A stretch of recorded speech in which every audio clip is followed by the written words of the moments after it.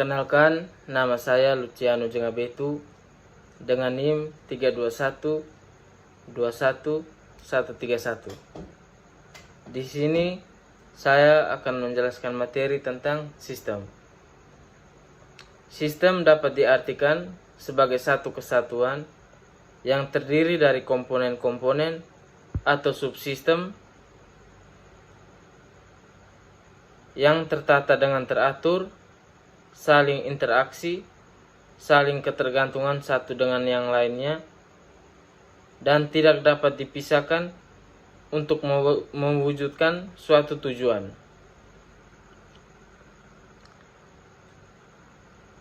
Contoh sistem pada komputer terdiri dari komponen hardware dan software. Hardware sendiri adalah komponen perangkat keras yang terdapat pada suatu perangkat komputer. Hardware dibagi menjadi 3 jenis. Yang pertama, input hardware. Yang kedua, proses hardware. Yang ketiga, output hardware. Input hardware adalah perangkat keras yang digunakan untuk memasukkan data ke dalam komputer. Contohnya, keyboard, mouse, dan mikrofon. Yang kedua, proses hardware. Proses hardware adalah perangkat keras yang berfungsi untuk mengolah data sesuai dengan instruksi yang diberikan oleh operator melalui input hardware. Contohnya, CPU atau Central Processing Unit. Yang ketiga ada output hardware. Output hardware berperan sebagai perangkat keras yang menampilkan data hasil olahan dari proses hardware. Contohnya, monitor, printer, dan speaker. Selanjutnya, software. Software adalah perangkat lunak. Data ini digunakan untuk data yang telah diformat dan disimpan dalam media penyimpanan digital. Software sendiri dibagi menjadi 3 jenis, yakni sistem software, application software, dan malware. Sistem software adalah software yang dirancang dan dikembangkan untuk mengendalikan hardware. Contohnya, sistem operasi dan driver perangkat. Yang kedua, application software. Perangkat lunak adalah perangkat lunak yang digunakan untuk mengolah data pada komputer. Contohnya, Microsoft Office, Adobe Photoshop, dan Corel Draw. Yang ketiga, malware. Malware ini merupakan perangkat lunak yang sengaja dibuat untuk merusak sistem komputer. Contohnya adalah virus. Kenalkan, saya Ijebi Antonio Claudio Valo dengan NIM 321211084. Di sini akan menjelaskan materi lanjutan tentang sistem. Struktur sistem yaitu komponen-komponen yang membentuk sistem itu sendiri. Sedangkan proses sistem menjelaskan tentang tata kerja dari komponen-komponen yang ada dalam sistem. Jika komponen-komponen ini tidak melakukan fungsinya, maka kegiatan sistem akan terganggu. Contohnya, di setiap perusahaan memiliki divisi-divisi.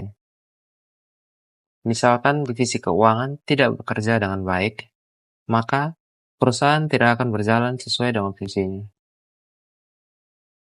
Berikutnya saya akan menjelaskan tentang klasifikasi sistem yang dikemukakan oleh Zogianto. Pertama di sini adalah abstrak system dan physical system, atau sistem abstrak dan sistem fisik. Sistem abstrak di sini tidak tampak secara fisik, contohnya seperti sistem kepercayaan, sedangkan sistem fisik nyata secara fisik, seperti sistem komputer. Yang kedua yaitu natural system dan human-made system, atau sistem alamiah dan sistem buatan manusia. Sistem alamiah terjadi secara alami, contohnya seperti perputaran bumi mengelilingi matahari yaitu revolusi.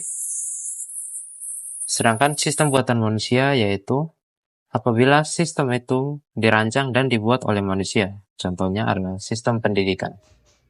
Perkenalkan, nama saya Yohanes Christian Gere dengan NIM 3212111111.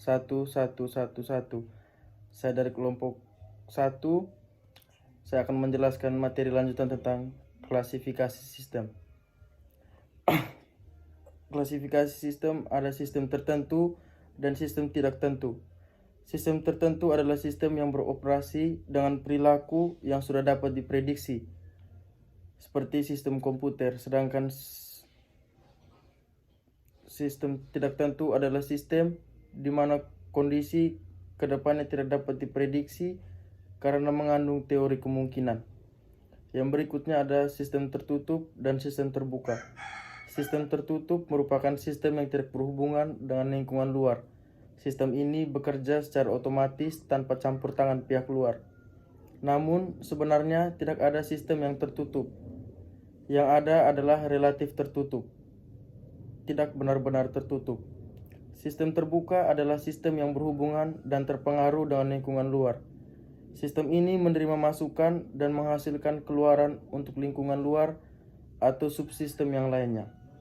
Sekian materi dari saya. Perkenalkan, nama saya Sylvester Frederick Wanapue dengan NIM 32121126. Di sini saya akan menjelaskan tentang pengertian data dan informasi. Saya akan menjelaskan tentang informasi. Informasi dalam organisasi sangatlah penting keberadaannya. Sebab organisasi tanpa informasi akan lumpuh dan tidak bersinergi.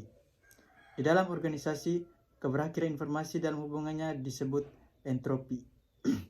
Informasi yang bermanfaat bagi sistem perlu dihindari dari proses entropi tersebut. Data dan informasi berbeda. Data berupa bahan mentah sehingga perlu diolah dan relatif diolah lebih lanjut melalui media-media suatu model untuk dihasilkan menjadi suatu informasi yang berguna. Misalnya data persediaan setiap barang di gedung berupa sejumlah lembaran kartu persediaan. Kartu persediaan tersebut belum memberikan laporan yang jelas mengenai kondisi persediaan setiap barang di gudang. Maka setiap kartu persediaan perlu diolah lebih lanjut sehingga menghasilkan suatu informasi yang berguna bagi manajer. Dengan menggunakan media suatu model, maka kartu persediaan setiap barang dapat menghasilkan berbagai informasi seperti berikut. Yang pertama, informasi laporan jumlah persediaan bahan mentah berguna bagi manajemen dalam penyediaan bahan baku yang harus dibeli. Yang kedua, informasi laporan jumlah persediaan barang setengah jadi berguna bagi manajemen akan menetapkan skala prioritas produksi. Yang ketiga, informasi laporan jumlah persediaan barang jadi yang berguna bagi manajemen untuk menentukan kebijakan promosi penjualan. Yang terakhir, informasi laporan persediaan bahan mentah setengah jadi dan barang jadi berguna bagi manajemen dalam menyusun laporan keuangan perusahaan bagi tahun tutup buku. Sekian dari saya. Baik, perkenalkan, nama saya Irene Andriani Putri Seran dengan NIM 32121071. Saya di sini sebagai pemateri. Sebelumnya teman-teman saya sudah menjelaskan apa itu sistem dan juga apa itu informasi. Nah, sistem informasi ini merupakan suatu hal yang penting dalam suatu organisasi dalam mengambil keputusan. Zaman dulu sebelum adanya teknologi, keputusan itu diambil secara manual. Tetapi dengan hadirnya teknologi, semua hal itu diambil secara instan dan juga akurat.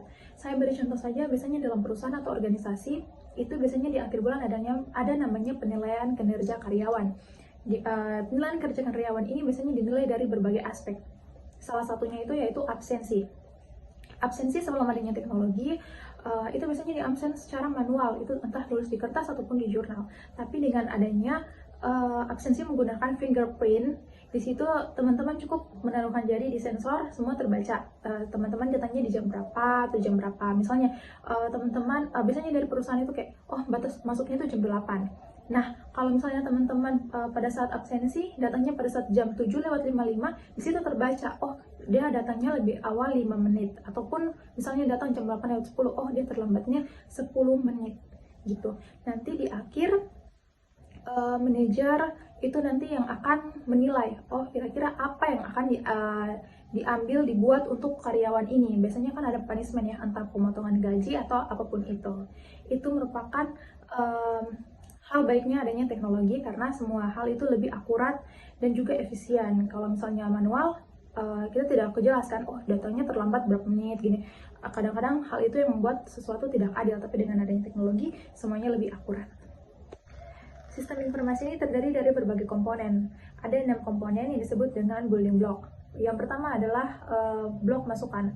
Blok masukan yaitu berupa data yang dimasukkan ke dalam sistem informasi, termasuk metode dan media, guna untuk menangkap data yang akan dimasukkan seperti dokumen-dokumen dasar. Contohnya seperti tanggal transaksi, harga satuan per jenis produk, kuantitas, nama pelanggan, itu guna menghasilkan informasi harga per jenis produk. Yang kedua yaitu blok model.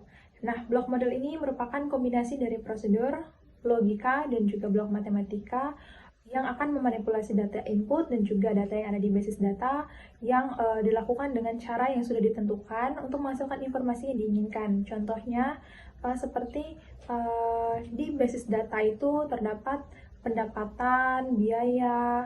Nah, kita ingin mencari laba.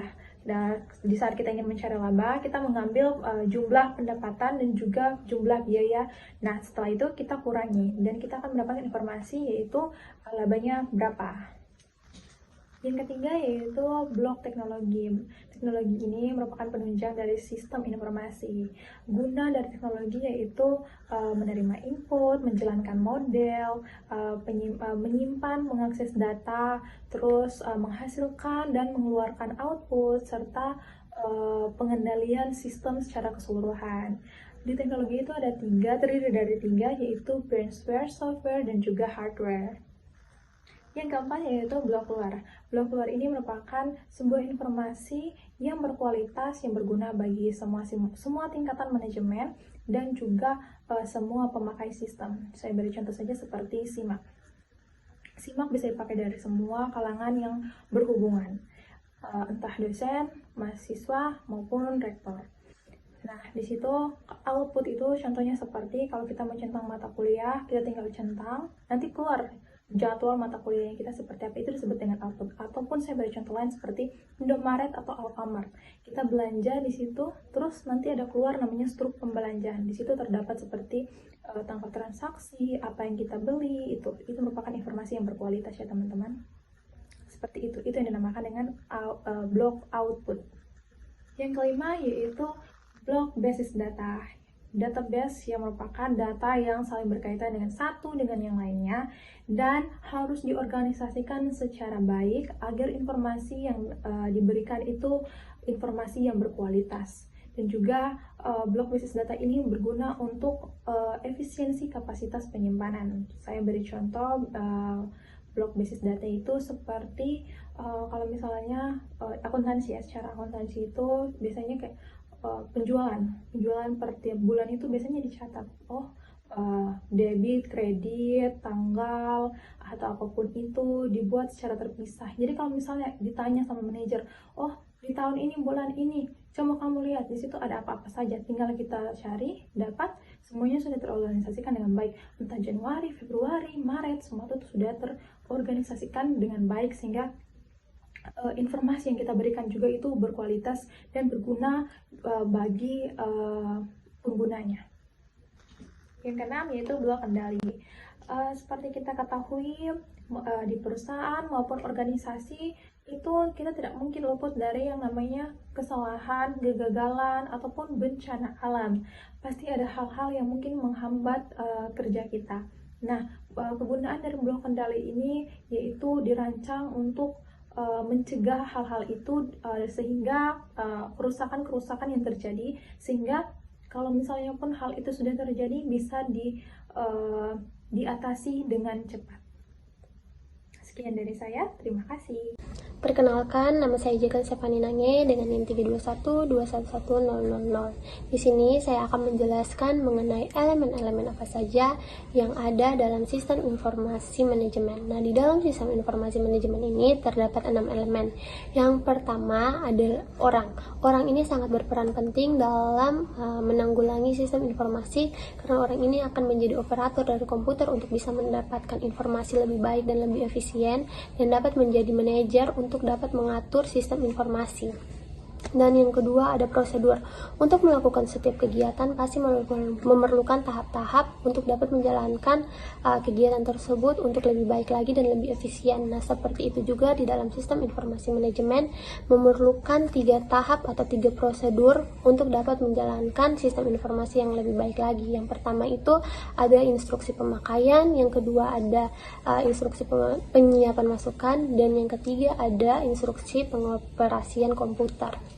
Nah, dan yang ketiga ada perangkat keras. Nah, perangkat keras ini dalam sistem informasi ini biasanya berupa komputer, peralatan penyiapan data, dan terminal masukan atau keluar. Dan yang keempat ada perangkat lunak. Nah, di dalam perangkat lunak ini terdiri dari 3. Yang pertama ada perangkat lunak umum. Ini biasanya tuh berupa sistem dan keputusan. Dan yang kedua adalah perangkat lunak yang biasanya berupa program yang lebih spesifik yang dibuat untuk suatu aplikasi. Dan yang ketiga perangkat lunak umum yang melakukan pengoperasian dan sistem manajemen data untuk pengoperasian sistem dari komputer tersebut. Sekian dari saya, terima kasih. Kenalkan, nama saya Magdalena Jenses Dasion dengan NIM 321211009. Di sini saya akan membahas materi lanjutan dari elemen-elemen sistem informasi manajemen. Yang berikut ada basis data. Basis data ini adalah file yang berisi program dan data, dibuktikan dengan adanya media penyimpanan secara fisik seperti disket, hard disk, magnetic tape, dan sebagainya. File juga meliputi keluaran tercetak dan catatan lain di atas kertas, mikrofilm, dan lain sebagainya. Berikut adalah jaringan komputer. Jaringan komputer adalah sebuah kumpulan komputer, printer, dan peralatan lainnya yang terhubung dalam satu kesatuan. Informasi dan data bergerak melalui kabel-kabel dan tanpa kabel, sehingga memungkinkan penggunaan jaringan komputer dapat saling bertukar dokumen dan data. Berikut adalah komunikasi data. Komunikasi data adalah merupakan bagian dari telekomunikasi yang secara khusus berkenaan dengan transmisi dan pemindahan data dan informasi di antara komputer-komputer dan piranti-piranti yang lain dalam bentuk digital yang dikirim melalui media komunikasi data. Data berarti informasi yang disajikan oleh isyarat digital. Komunikasi data merupakan bagian vital dari suatu sistem informasi karena sistem ini menyediakan infrastruktur yang memungkinkan komputer-komputer dapat berkomunikasi satu sama lain.